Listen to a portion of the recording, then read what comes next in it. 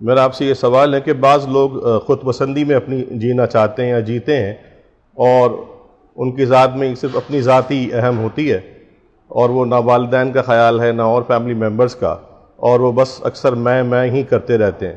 تو ایسے لوگوں کی اصلاح کے لیے یا انہیں کس طرح سے سمجھایا جائے؟ ان میں ایک تعداد ہوتی ہے جن کو یہ شاید احساس نہیں ہوتا کہ یہ اپنے جینے کے ساتھ ساتھ اوروں کے لیے بھی ان کو جینا پڑتا ہے. یہ ہر چیز میں اپنی خوشی، اپنا کمفرٹ زون ڈھونڈ رہے ہوتے ہیں. یہ ہر جگہ پر اپنی خوشیاں تلاش کر رہے ہوتے ہیں. یہ ہر جگہ پر اپنے ہی تعلق سے سوچ رہے ہوتے ہیں. یہ بھول جاتے ہیں کہ ان کی ذمہ داریاں اس کے علاوہ بھی ہیں. اگر ہم اپنے ساتھ ساتھ اپنے ارد گرد کے لوگوں کے تعلق سے بھی سوچیں، مثال کے طور پر آپ کی امی کس سے خوش ہو جائے گی، آپ کے ابو کس بات سے راضی ہو جائیں گے، آپ کے بھائی بہنوں کو خوشی کیسے ملے گی، آپ کے بیوی بچوں کو خوشی کیسے ملے گی، آپ کے پڑوسی کس طرح خوش ہو جائیں گے. اگر آپ کا یہ نیچر ہے تو اس کے لیے کچھ مشقت بڑھ جاتی ہے، آپ کی نفس پر گراں گزرے گا، لیکن انشاءاللہ تعالی آپ بھی لوگوں سے محبت کریں گے، لوگ آپ سے محبت کریں گے. یاد رکھیے، حدیث پاک میں فرائض کے بعد سب سے افضل عبادت مسلمان کے دل میں خوشی داخل کرنا ہے.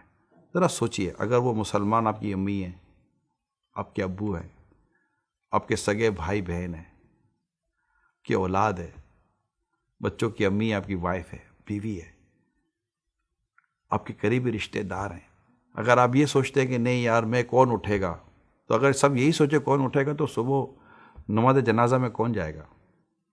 اور یار کون جائے گا اتنی دور؟ تو کوئی آپ کے پاس بھی کوئی کیوں آئے گا؟ یعنی جتنا آپ ان سے دور ہیں وہ بھی تو آپ سے اتنا ہی دور ہیں.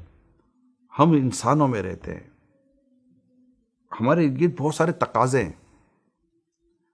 لہذا اگر آپ کا خدا نہ خواستہ یہ نیچر ہے،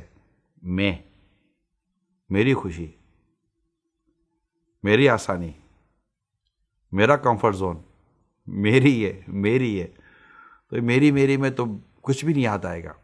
اگر آپ فیملی ممبر ہیں، آپ معاشرے میں رہتے ہیں، تو آپ کو اپنے ساتھ ساتھ اپنے ارد گرد کے لوگوں کا بھی خیال رکھنا پڑے گا، ان کی خواہشات کا، ان کے جذبات کا، ان کے احساسات کا، کہ وہ آپ سے کچھ ایکسپیکٹ کرتے ہیں. اسپیشلی جب اولاد بڑی ہو جاتی ہے تو اس سے بڑی امیدیں ہوتی ہیں ماں باپ کو. یقین مانیں، بڑی امیدیں ہوتی ہیں والدین کو. عجیب ہوتی ہے وہ اولاد کہ اپنے ماں باپ کی امیدوں کو چھوڑ کر اپنی خواہشات کے پیچھے ہی پڑ جاتی ہے. میں نہیں کہتا کہ آپ کی خواہشات کے پیچھے پڑنا ہر طرح سے غلط ہوگا، لیکن اپنے والدین کی امیدیں، اپنے بھائی بہنوں کی امیدیں، اور اسپیشلی اگر آپ گھر میں ایک بڑے بھائی کی حیثیت سے ہیں، یا آپ بڑی بہن کی حیثیت سے ہیں، یا اور کوئی فیملی میں اگر آپ کو اللہ پاک نے ایسا اسٹیٹس دیا ہے کہ آپ فیملی میں بڑے کہلاتے ہیں، تو کائنڈلی اس بات کو سمجھنے کی کوشش کیجئے گا کہ لوگ آپ سے اسی قدر بڑی توقع بھی رکھیں گے. بڑا ہونا ہی محض بڑا نہیں کر دیتا، لوگوں کی توقع بھی بڑوں سے پھر بڑی ہو جایا کرتی ہے، اور انہیں ان توقع پر پورا اترنے کے لیے بڑی قربانیاں دینی پڑتی ہیں. یہ جنہوں نے کیا ہے ان کو پتہ ہے، اور میں نے ذاتی طور پر اپنے ارد گرد ایسے دیکھے ہیں کہ جنہوں نے اپنے بڑے ہونے کو پروف کیا ہے کہ ہاں ہم بڑے ہیں.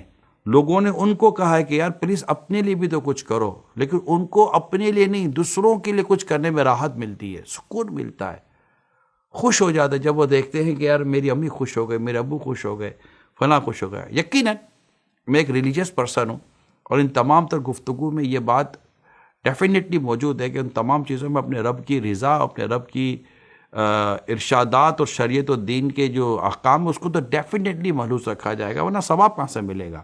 ہمیں تو ثواب کمانا ہے نا، ہمیں تو نیکی کمانی ہے. دنیا کی ان چیزوں کو کرنے میں بھی اللہ پاک کی بارگاہ سے ہمیں نیکی حاصل کرنی، جو کہ اچھی نیتوں سے ملے گی، تو اچھے انداز سے کریں. تو مہربانی کریں، اس بات پر ضرور غور کریں. ہم دیکھتے ہیں، اب دیکھیں جیسے کہ جنازہ ہے. اب جنازہ ویسے تو لوگوں کے لیے سوچ سمجھ کے بھی بعض اوقات رکھا جاتا ہے کہ لوگ آ جائیں گے، لیکن ہر وقت تو نہیں ہوتا. اچھا پھر وہ وقت ہر ایک کے لیے مناسب ہو یہ بھی ضروری نہیں ہوتا. لیکن آج بھی اس گئے گزرے دور میں بھی لوگ جنازے میں پہنچتے ہیں، مگر ان پہنچنے والوں میں بھی ایک تعداد ہوتی ہے نہیں پہنچتی. ابے یار کون جائے گا یار؟ آپ بھی تو دنیا سے جاؤ گے، آپ کا بھی تو جنازے کا اعلان ہو سکتا ہے. کون آئے گا آپ کے جنازے؟ ارے کون جائے گا یار؟ ابے یہ کون سا آتا تھا بھائی، یہ تو میرے یہاں نہیں آیا تھا، یہ تو یوں نہیں آیا تھا. دیکھیں ہم سوسائٹی میں ہیں، سوسائٹی میں یہ باتیں تو ہوتی ہیں. صحیح غلط کی اس وقت میں بحث میں نہیں جا رہا، تو سوسائٹی میں یہ باتیں ہوتی ہیں. لہٰذا یہ ایک سوشل لائف جس کو آپ کہتے ہیں، معاشرتی زندگی جس کو آپ کہتے ہیں، اس کو سمجھنے کی کوشش کیجیے گا. اللہ پاک پیارے حبیب کے صدقے میں ہمیں اللہ اور اس کے رسول کے احکام کے مطابق اپنی معاشرتی ذمہ داریوں کو، اپنی فیملی ذمہ داریوں کو سمجھنے کی توفیق عطا فرمائے. تو محض اپنے آرام ہی کے لیے سوچنے کے بجائے ہمیں یہ دیکھنا ہوتا ہے کہ ہمیں معاشرے میں رہنا کیسے ہے.